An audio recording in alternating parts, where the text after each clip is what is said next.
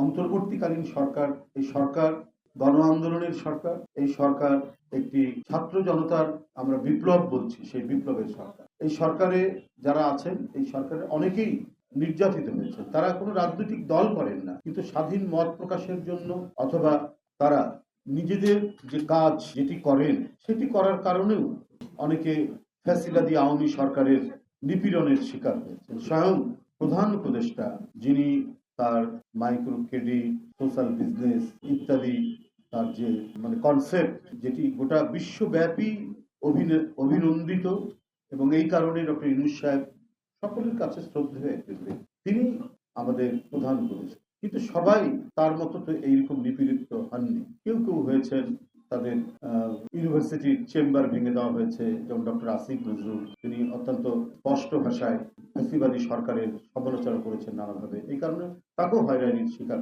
আরো হয়রানির শিকার হয়েছে। ছাত্র নেতৃবৃন্দ যারা উপদেষ্টা হয়েছেন তারা তো হয়েছেন, গ্রেপ্তার হয়েছেন, তাদেরকে নানাভাবে এবং শারীরিকভাবে তাদের নিপীড়ন নির্যাতন, তারা সরকারে আছেন। আবার কেউ কেউ এমনও আছেন যারা সবসময় সুবিধার অনুসন্ধান করেন, দেখেন যে বাতাস কোন দিকে, বাতাসকে দক্ষিণে প্রবাহিত হচ্ছে না উত্তরে প্রবাহিত হচ্ছে, তখন সেই দিকে তারা নিজেদেরকে সেই বাতাসের দিকে ঠেলে দেয়। এরকম কিছু আছে, থাকতেই পারে। কিন্তু এই 15-15.5 বছর সংগ্রামের মধ্যে তো কিছু মানুষ, সরকারের মধ্যেও কিছু লোকজন, প্রশাসনের কিছু লোকজন, হয়তো একেবারেই হাতে গোনা 1-2 জন হবে, যারা আন্তরিকভাবে চেষ্টা করেছেন, যাদের মনের মধ্যে এই যে গণ আন্দোলনের প্রতি তাদের সহমর্মিতা ছিল, কিন্তু কিছু করতে পারে। অধিকাংশই শেখ হাসিনার রক্তচক্ষুর নজরদারির মধ্যে অনেকেই থাকে। এখন নতুন কেউ কেউ উপদেষ্টা পরিষদে বা প্রধান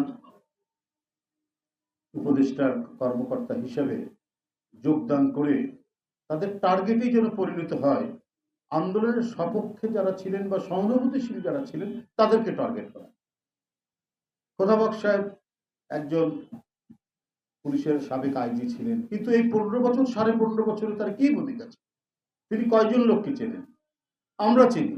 আমরা প্রতি মুহূর্তে নিপীড়িত হয়েছি, প্রতি মুহূর্তে। এই অফিস ভেঙে 4-5 বার নিয়ে গেছে আমাদেরকে। এখানে আমরা যারা বসে আছি, আমরা যেদিন এই সরকারের পতন হচ্ছে, হাসিনা সরকারের পতন হচ্ছে, সেই পতনের পরের দিন আমরা জেলখানা থেকে ছাড়া পেয়েছি, এবং সেই পতনের আগের দিন পর্যন্ত আমরা রিমান্ডে ছিলাম না? আমরা রিমান্ডে ছিলাম।